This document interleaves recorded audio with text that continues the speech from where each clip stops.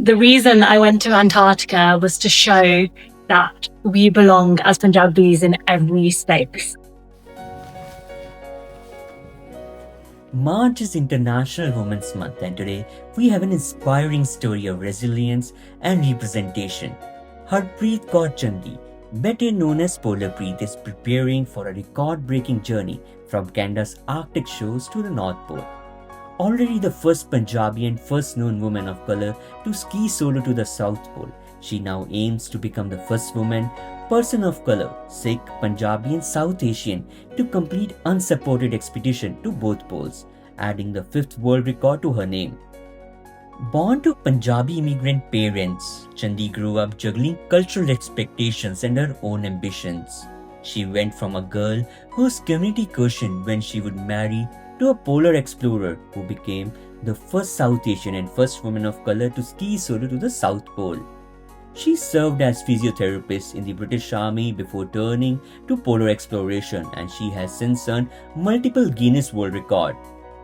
Thinking of the opposite end of the world, right? Like South Pole, I wonder what the North Pole is like. And when I started looking into it, I knew nothing about it at all. I was like, what is the North Pole like? I have no idea. But that's the beauty of it. You can start from anywhere and you can learn. I didn't know anything about the South Pole like 5 years ago, and I learned. A lot of planning. The North Pole is really complicated because there aren't many logistics there. And the North Pole is in the middle of the sea, so there's not land nearby. Even Canada is about 500 miles away. So how can I get there? Like, who will drop me off on the edge of the land was really hard to find. And it's expensive, so expensive. The gear is so niche, Hannah. Yes. Like, it's so hard. It's because people say, why don't you get your gear sponsored? Like, I need my sleds from this specific place. I need the immersion suit from another place. The skis, like, everything is so specific. So it is really hard. I think the best information I found was from people who went quite a few years ago and with their experience. And I would ask them, you know, can you help me?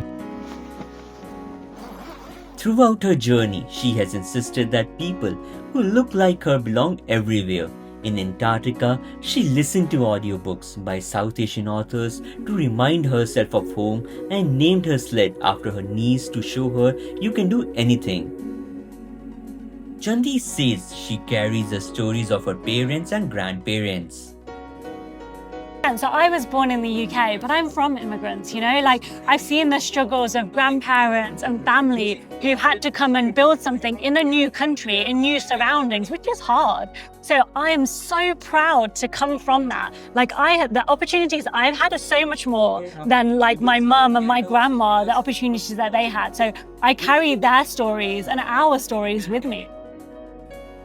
Unlike Antarctica's stable ice sheet, the North Pole sits on constantly drifting sea ice. Chandi explains that she will travel on sea ice which shifts and the pole is in the middle of the sea. According to her, there are no commercial logistics companies in this region, so she must charter her own plane to Canada's Ellesmere Island, the starting point of her approximately 500-mile journey.